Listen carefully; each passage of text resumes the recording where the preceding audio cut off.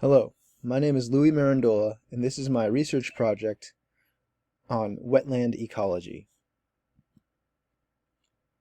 For my research project, I was interested to know how the different fern species and Japanese barberry shrubs survived in wetland areas of different shades intensities. Basically, how shade tolerance affects them. The area I chose as my study sites were right in my backyard. I live in northwestern Connecticut, where there are a lot of wetlands, which are ideal spaces for these two organisms to grow. A little bit about shade tolerance is that shade tolerance is the minimum light requirement for plant survival. And more specifically, it is the strategy of some plants to persist and even thrive in environments with low light levels because of shade produced by vegetation proximity. Now, focusing more on the Japanese barberry, what we know about how shade affects the Japanese barberry bush is that it grows best in full sunlight. However, they can tolerate some shade, especially at the warmer ends of their growing zones. In this case, Site A is mostly shaded, and the edge of Site B, past the mechanically maintained area, is also shaded.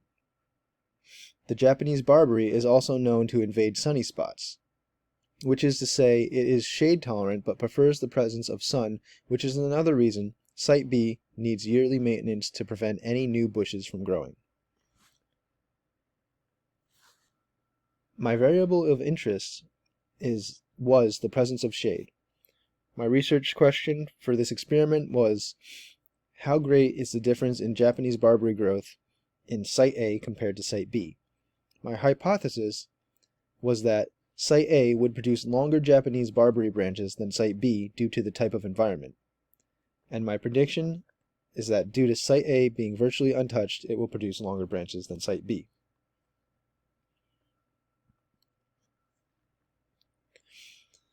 The study area I chose was the wetlands on my property. The two study sites I chose were the area in front of my pond and the area behind my pond. Although these two sites are close in proximity and share similar vegetation and climate, the difference in vegetation density, shade, and human disturbance is vast. Site A is virtually untouched and natural, as evidenced by the dense woods surrounding it, whereas Site B is regularly maintained due to it being a part of my backyard. A few key biological features of the Japanese barberry is that they can tolerate shade but prefer sunny areas where they grow best, and that it is an invasive deciduous shrub. These shrubs need well-draining soil and attract ticks that carry Lyme disease. They also were introduced to the United States in the 1860s, and they spread through creeping roots and self-seeding birds, and can also outcompete native plant species. The area I chose was ideal to study the Japanese barberry's shade tolerance because, as stated, they prefer growing in sunlight but can tolerate shade, and the woods surrounding my pond and my backyard are great juxtapositions of one another that provide varying shade intensities. The Japanese barberry itself was a good organism to test my hypothesis because it is a sturdy shrub that can survive in many different locations, which is a contributing factor to why they have become so invasive.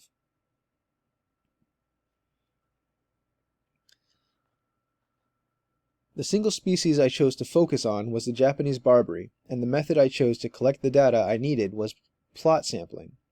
I measured a 36-foot by 10-foot plot for both sites A and B, and then collected my 40 samples within the plot area. The sampling method I used is the direct measurement of parts of the organism, which in this case is the branches of the Japanese barberry shrub. The target sample size was 40 individuals from each site, and I collected this data by finding individuals within a 36-foot by 10-foot sample plot I had set up for each site and measured the 40 individuals I found. The shrubs were randomly distributed, so the selection was also random but contained as much diversity as possible. My results lined up with my prediction, which is to say, they supported my hypothesis because as I was measuring the length of each individual, I noticed that in Site A, some plants were thin while others were thick and almost tree-like. Other factors that may have influenced my findings were the randomness of my data collecting. Every individual is different, and had I chosen other different individuals, my results could have been vastly different. For each site, 40 individuals were measured. The means for both sites were significantly different than with Site A having the greater mean. Site A also had the greater variability because of how untouched it was. Below are my findings of the graph depicting the length and the average length of Japanese barberry branches.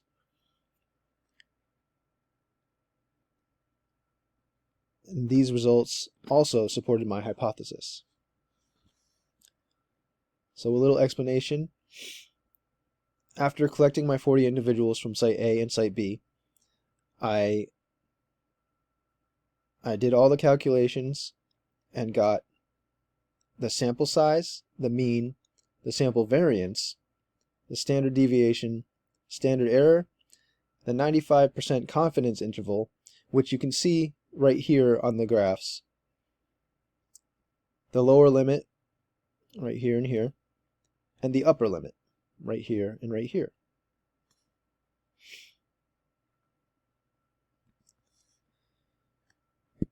My hypothesis was supported by my data. However, this does not mean that my hypothesis is definitely true. There are many factors that may have influenced the results I gathered. An alternate hypothesis that may also explain the pattern I see in my data is Site A produces significantly longer Japanese barberry branches compared to Site B due to the specific environmental conditions at Site A. Some ecological factors that may have influenced my results are climate, soil, water availability, light, habitat availability, and human impact. Some non-ecological factors might have been infrastructure development and health and disease. Some things that I might have done differently if I were to repeat this experiment would be having Site A and Site B located farther away from each other. Site A could still be at the back of the pond, but Site B could be in the woods across the backyard, away from the pond. Another would be to find a better focus species.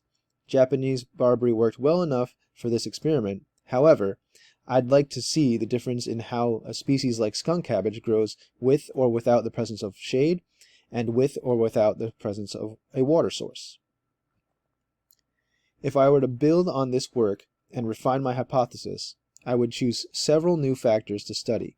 For example, along with measuring branch length, I could also measure shrub height, shrub width, shrub concentration, and maybe something like hours of sunlight.